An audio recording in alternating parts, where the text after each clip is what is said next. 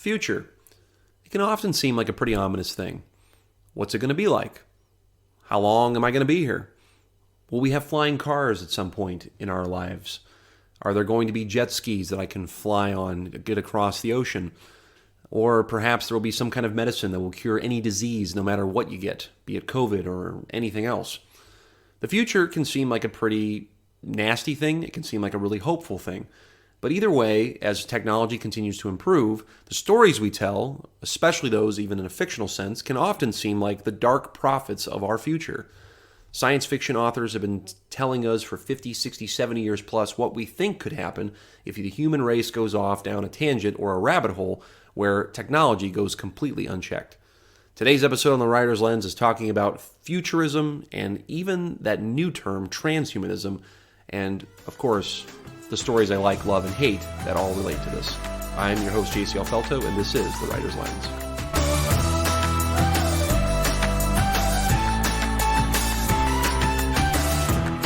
Hey guys, welcome back to The Writer's Lens. Again, I am your host, JC Alfelto, so thanks for joining me again for another episode here on my podcast. If you have not liked, shared, or subscribed, or any of those things, this is the part where I will implore of you and plead with you like any good podcaster creative will and say, will you please do at least one of those? Will you please at least like, share, subscribe? Do something for this podcast.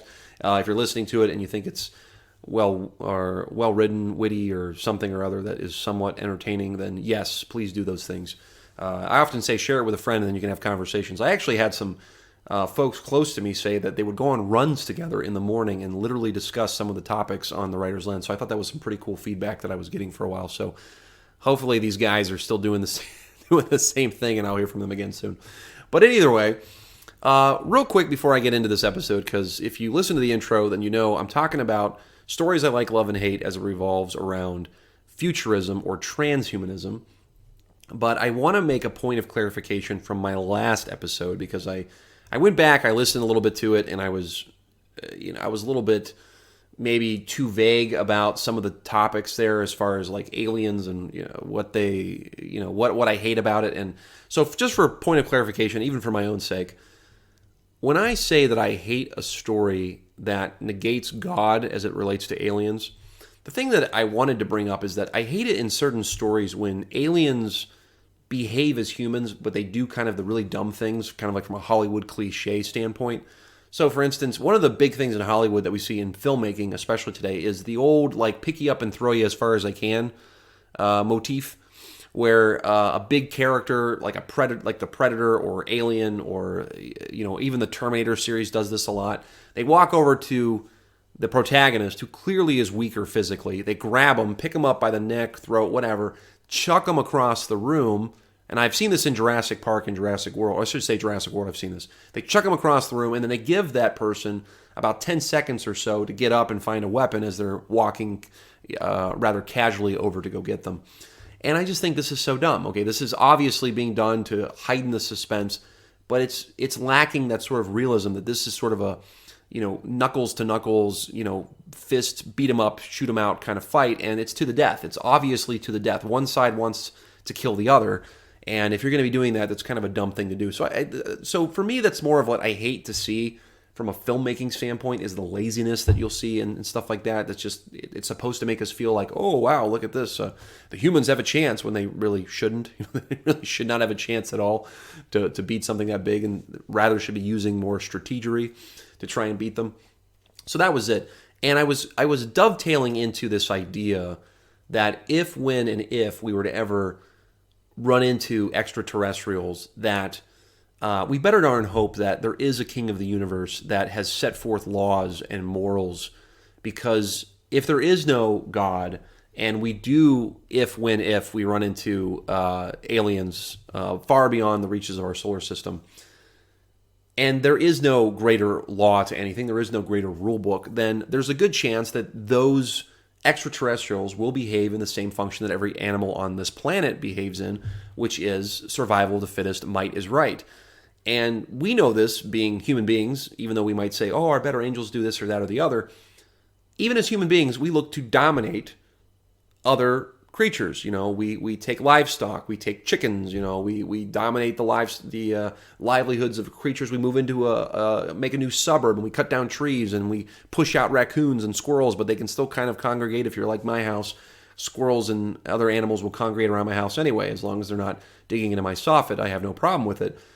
Point being, we take over the land, and strangely enough, this is a biblical concept to take dominance over the land. Adam was told to name all the animals. For those that aren't Bible scholars, he was told to name all the animals. So there was that job, which was obviously very hard and time-consuming.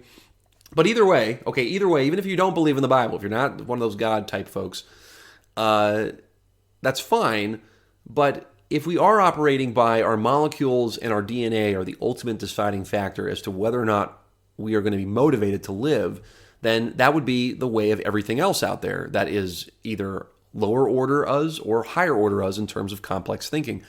So if there is a king of the universe, if there actually is a moral lawgiver who has given out laws to the material world, the cosmos, and also into our hearts, and made it so that there is a way for us to live a holy life, live a life that is more representative of the one who made us, then this other higher order of beings, we better darn hope that they have that same kind of imprinting, or else we're in for some big trouble. So that was what I wanted to clarify from my last episode, and I apologize for taking up a few minutes here of this one, but I just wanted to make sure that was clear as far as the stories I like, love, and hate episode for Aliens Edition.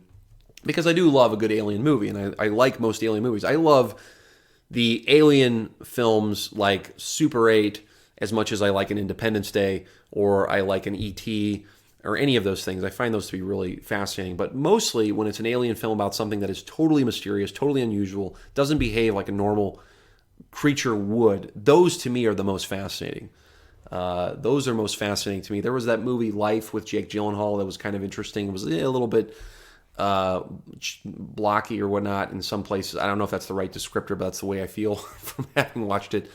But those are the ones I appreciate, because it's more like, what is this thing going to do next? We have no clue, and we don't know the level of threat that we're under to deal with them. So anyway, that's that, and for that, we can now move on to the next section of this episode.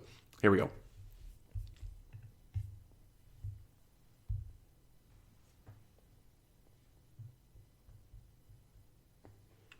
Okay, so on to the more relevant things that you maybe were hoping to hear for this episode on The Writer's Lens. So for this edition, this is about futurism, this is about transhumanism, the stories I like, love, and hate, to hear about or to have read or viewed. Right off the bat, if you are not familiar with the terms futurism or futurist or transhumanism, it can basically be summed up as transhumanism is this idea that human beings can add to themselves in order to sort of transcend their humanity and become something else. We can evolve forcibly through our own means, our own willpower, to add to what we are when we come out of the womb. So, for instance, the idea that we can develop these sort of AI chips for arms that will allow us to become super strong or something like that, or we put jetpacks on our backs. But it also gets down to the molecular level of, well, what if we're able to stop all diseases in the womb? What if we're able to engineer people to have blue eyes or green eyes or brown eyes? What if we're able to kind of sort of self-create certain personality traits and things like that, God willing, who knows? It's a very, very scary topic, okay? It's a scary topic because ultimately, again, if you're like me, you know that the ones making the decisions might be people with really, really bad intentions. The road to hell is paved with good intentions. That to me is the scariest part about it. And when it comes to the futurism part of it, it's this idea that, as technology, quote unquote, advances, we are able to then build more efficient and more, I don't want to say longer lasting systems, but much more efficient means of production. When it comes to industry, we're not taking as long to build a skyscraper. We're able to get from point A to point B faster. It's kind of like with communication, with the internet. The fact that you can send an email to somebody, halfway around the world, and they'll get it within a few seconds, or 10 seconds, or even less than that. Or you can make a phone call to somebody on the other end of the planet. As far as like if I was calling India from here in the United States, I could do that. Okay, I could actually do that. And in doing so, in doing that, I've cut down the need for me to actually travel there, to take all the time that would be necessary to run over to India, or rather travel to India and spend a week or two just essentially trying to meet the person in person. So that's some of the idea behind this, as far as futurism and transhumanism goes, and as far as not just Hollywood is concerned, but just popular culture, fictional stories, and now also becoming more of a reality. We see and hear more about this day in and day out as I'm getting older here in the 21st century. Mostly because we have the technology now to start doing a lot of pretty rad things. And our fiction that we've been writing for 40, 50, 60 years is slowly starting to reveal that we were kind of right about a lot of stuff. We were right about cloning things, or trying to build people in the womb. The idea of having robots and artificial intelligence that could do jobs or tasks that we couldn't, or that we did before with human laborers, can now be kind of cut out. There's a whole Ford assembly line concept, and we'll get into that. These are some of the ideas of futurism, or even the idea of transhumanism. And it's kind of crazy, okay? It's kind of crazy when you think about it, that we could be on the cusp of that in the next 10 to 15 years, or even sooner than that. So I like it when I encounter a story where someone's delving into this mess and they're trying to be sort of a prophet of the future, or they're trying to explain a way through their own fiction. Hey, this is what I think it will look like. Hey, I think this is what it could be. Hey, this is what my interpretation or perception of the way things are going looks like, and we go from there. So I like that. Even my stories. I mean, I'm a science fiction writer on the side myself, so I enjoy these kinds of stories. The ones I love, so again, transitioning here into the part two of this episode, stories I love like this are like the Blade Runner movies. Fantastic films, really good films. Ryan Gosling was in the most recent one as the protagonist. Harrison Ford returned. For those that aren't familiar with, or are unfamiliar with Blade Runner, it's a future where these things are made, these replicants are made that look just like human beings, but they only live 4 to 5 years. And they do a lot of the menial tasks for humans. They look just like humans. They're born with the memories as though they were 25, 30 years old, or however old they're supposed to be. And they do a variety of different functions. And one of the interesting things in Blade Runner is that the main character from the first film, Harrison Ford, he's a cop who's supposed to go get what are known as sort of like rogue replicants, the ones that break from doing their duties. And he has to hunt them down and kill them, because most of them have sort of like enhanced strength. Their bodies are more durable. Some of them are used as sort of like sex slaves. And again, these are all things that human beings would come up with, okay? Because a lot of times truth is stranger than fiction. But what happens in this story is that you find out the replicants, because they are mirroring humanity, begin to exhibit human characteristics. They show empathy. They're not just robots.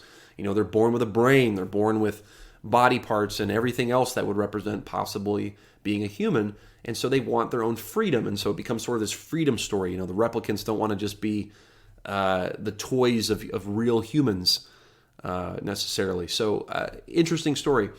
Brave New World that I mentioned earlier, the old Aldous Huxley book about the 3 different caste systems of human beings, and how some humans are engineered to do these tasks and other humans are engineered to do that task. That truly is, as you would say, a brave new world, where we would literally have people born to do this task or the other, and these people will be born who supposedly have better brains or more intellectual or whatever, and they can do this, that, or the other. And in many ways, negating basic human connection.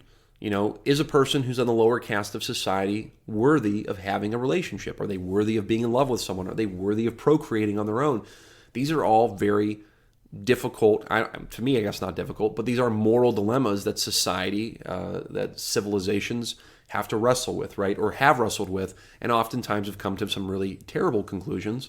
And in other ways have come to some better conclusions. Hey, we should help these people. Maybe we should give them some kind of on-ramp so they can get off their feet, or get on their feet again, so they're not lying in a gutter somewhere. These are some of the things that are explored, and I love specifically Blade Runner and Brave New World, because both have conclusions that end in the idea of humanity being worthy of being saved in some sense, or should be saved. And I don't want to say worthy of being saved. I guess that's kind of the wrong way of saying it. But having value, having intrinsic worth in it that we don't just cast away as though it's yesterday's garbage, right? That is the thing that I like about both of those stories. I mean, in Brave New World, at least I remember in the special, the main character who was kind of told he shouldn't have relationships, he's just supposed to take this thing called soma, and he's just supposed to have sex with people. I mean, that's kind of the idea, is that you just pursue your desires, and sex is like a transaction. Well, he ends up falling in love with a girl, and she falls in love with him, and they want to have a child. And so they do. And so there's this component of life that comes through in Brave New World that, to me, is the end cap of a story that is telling me again, hey, this is a basic human need. This is a basic reality of human function that gives us life. It gives us that sort of energy, that gusto, that motivation for getting up in the morning, outside of, for me, outside of like saying, hey, God, you did all this, but I'm also made in that image to do these things, to be a life giver, and that would be something that would be life-giving, is creating new life myself. So I like those conclusions. Those conclusions are good. Now, not all science fiction soirees, not all futuristic stories end this way. Not all of them go down this path and say, yes, we think that humans have some value, or we should be able to let everybody get married and have kids, and learn what it's like to have responsibility, learn what it's like to invest in someone, learn what it's like to care for another person other than ourselves. We don't need that. We don't need any of that stuff, because human beings are just fodder. That to me is a good segue to the stories I hate. Okay, stories I hate. Any kind of story, whether it be nonfiction or fiction, so any kind of opinion piece too, that tends to lean towards this idea that technology is the answer to humanity's inmost crisis, aka the lack of joy or unhappiness, or the brokenness that is human beings, that is every human being, to me is folly. Okay, it's complete folly, and it's a bad conclusion. Just because you can give somebody $1 million does not mean you're going to solve their crisis of debt. Okay, just because you can give a person a nice house does not mean you have solved that person's desire for shelter. Just because you can give a person a TV does not mean you have now suddenly given them a road to entertainment that they will use wisely. These are all tools, okay? Even money is a tool of some kind. But if the one using the tool doesn't know how to use it properly, if the one who's been given the tool has no framework, has no blueprint for how to do it, they will eventually use it for a selfish means, or they'll basically walk through the muddy waters, making mistake after mistake after mistake, and in some cases doing it with a willful ignorance, thinking that eventually, if I do it the 99th time, it won't be like the other 98.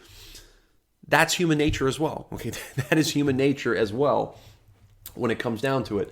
So, as I said before, technology being the answer to humanity's inmost crises is a bad road to go down. And I think Blade Runner and Brave New World do a good job of trying to explain this away. Because if you really are honest with human nature, if you're really honest with the way human beings behave towards one another, you will find that to be true. I mean, that there is good and evil in the world. There is a struggle between doing good or doing evil, which would be more selfish pursuits and only thinking the world revolves around myself, or maybe a few people, select people, and telling the other people not in the room that they have no value. Those are great evils. Okay, those are great evils. But technology is not going to save us. Okay, technology is not going to save us from this problem. We can avert some things, right? We can use safer cleaning agents. We can fortify our homes better, so that they're not blown in by a bad storm. We can eat certain foods and understand that certain nutrients are better for us than others. We can do a lot of these things as precautions, but it still doesn't absolve us of this core crisis that was within us, that we are broken, okay, that we don't have everything down, we're not perfected, and as long as we try in our life, we're not going to be there. I bring all this up because also I was recently engaged with a video, an audio interview that I'd heard this year on TED, TED, which TED, for the most part, sometimes I listen to some of these big thinkers and I go, okay, you lost me, or not you lost me because I think it's too heady, but I don't like your conclusion. I don't like where you're going with this. I think it's really bad. One such example was an interview that was done with an Israeli thinker, writer, philosopher by the name of Yuval Noah Harari, I believe is how you pronounce his name, where he was talking about the future, and he was talking about this road we're going down with AI and with, what are we going to do in the future when we start to automate more things? And he made this really incredible comment where he said the vast majority of people, and I'm paraphrasing, are not going to be necessary. They're essentially not going to be needed because we will have created jobs for machines that are more menial. And even the interviewer says it, like, oh, we have people doing these rather boring jobs. They don't really. And he said something along the lines of, it doesn't really ping the human experience or something, or the full strata of human life or whatever it is, whatever that's supposed to mean. I don't know. But both of them had this sort of air about them as to say, we don't need a lot of people. In fact, we could have less people. We could depopulate the earth and we would be much better off. Now, I know the cynical response to this is, oh yeah, get rid of, these guys. Those guys are jerks and I don't like those dudes. And people have joked about this for years. I mean, the comedian Bill Burr has a whole skit about, how we need to have less people in the world. And it's a joke that he's saying this. But what he's saying has a grain of truth to it because there are people that we don't like, and there are experiences that we'll have where we'll say there's too many people in line at Disney World or Cedar Point, or there's too much traffic on the roads and I wish there was less traffic. That means there'll be less people. As a salesperson, there's less competition for me, so I can get all the good sales and I can make all the money. Notice how all of these things revolve around me. They revolve, and not just me personally, but you if you're listening. It's all very selfish. It has very little to do with thinking of other people. And so when I heard this interview being done, my first response was, where's the empathy? Where's the basic human connection that we're making? And secondly, who are these people to contest that the jobs that are done now don't have value outside of the human experience? I mean, for years we've had people tilling the fields. We've had farmers doing this. So for years we've had these jobs that have given people livelihoods, that have given people the ability to go home and know they've done a good day's work. And that's fine, and that's okay. But to come to the conclusion to get rid of people and to say what are we going to do with these folks? What are we going to do with them? Should we just put them on drugs? Should we just give them games and simulations until they die out and make sure they never breed again? That's awful. Okay, that is an awful, awful thing. And it can only come from the thinking that you are more important than other people, that you have less empathy for other folks, that you think less of other people and very highly of your own self. And to me, that's a very scary place to be in, because this is where the worst regimes have come about. This is where the worst tyrannies have been born. This is where extermination attempts have happened across the world throughout history. This is where slavery comes out of, like real, actual slavery, like when African tribes were trading their own people away for goods. When there were white settlers being taken in the Middle East by others, when in America, for instance, when we had slavery still, even though our Constitution was saying all men are created equal, these awful institutions against human rights are birthed out of this concept that I'm better than you, that you don't have any future. And if we're talking futurism, we're talking transhumanism, if the goal is to somehow create a good future that flourishes with human beings being able to treat each other better, then we can't have this high and mighty, I'm on my cloud and you're down there thinking. We can't think of ourselves as God. And this, of course, will be my soapbox as far as being a Christian. For those who are listening, know this about me. You can only have God on the throne in order to have a joy-filled, peaceful, I wouldn't say peaceful, but having peace within yourself, a joy-filled life, if God is on his throne and you are not there. That is the only way it can actually happen. If you try to put yourself on that throne, if you put other people on that throne, life becomes chaos. Life goes into disarray. And the reality is many of us go through life putting ourselves on the throne a lot, dictating this, dictating that, thinking ourselves are better than others, all that kind of stuff. That's the hard thing, okay? That is the hard thing to do. And again, without going down the deep theological rabbit hole here, that's what makes us sinful, okay, is that we become very selfish. We look at ourselves, we say that I'm the most important person in the room, and for all of those reasons, I don't think other people should be deserving of this, that, or the other. So I found that interview to be incredibly jarring.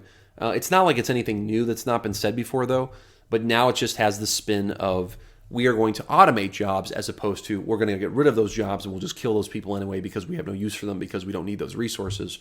It's a familiar conversation. And I saw some people commenting, especially on YouTube, oh, everyone needs to hear this. This is where we're going. What are we going to do with these people? What you're going to do with those people is find them work and find them things to do because they're people. That's what you do. And again, like I said, that is the thing that we all need to be aware of, is that these are all people with intrinsic value, intrinsic worth. And, I may not be tilling the field today, but I might be tomorrow. There's no guarantees that the certain technologies that exist are still going to be around, right? There's no guarantee of that. Things are always changing. And to have a durable skill as though the earth is here and I can till it and I can grow crops and I can do this, that, or that, I can carpent, I can, cut this or I can make that. Those are the kinds of things you take with you. And that becomes actually a very invaluable thing to have, by the way, is that you can take your knowledge with you of things that you're able to do and work with your hands or this, that, or that. And then, again, this is, for me, this seems like a up in the clouds conversation. But again, there's so many authors that have delved into this idea, that have been talking about this idea of the future, talking about what are we going to do with this, that, or the other. And I hate it when we try to use this concept that technology is somehow going to answer everything for us and solve the problem of human suffering. It's not going to. It's not going to solve it in the long run. It may in the short term, but it may end up creating even more issues down the road. So that's my episode on stories I like, love, and hate as far as futurism, transhumanism goes. I didn't really get to talk a lot about the transhumanism part. I'm actually doing a lot more research on it right now as we speak. So I don't have much to say on that as far as trying to engineer this, that, or the other. I really just wanted to talk about this concept of the future, and as well as this interview that I heard, to me, again, was just very, very jarring. And I thought other folks, if you're listening to this, and if you've been listening for a while, then you kind of have a good tone, a good hip understanding of where I come from. But I found that to be especially troubling, that those were some of the conclusions these guys were coming to, and trying to put those ideas out there for other people to latch onto. So that all being said, we are in a war of ideas. We're in a war of the stories that we tell. We're in a war of narratives. So always be reminded of that as you go about in the world. So I won't belabor this any longer. Thanks for tuning in. And as I said before, here's, again, I guess my own selfish moment. Like, share, subscribe, share with a friend, start a conversation, see what you think about it. But until next time, guys, I'm JC Alfelto, and this is The Writer's Lens.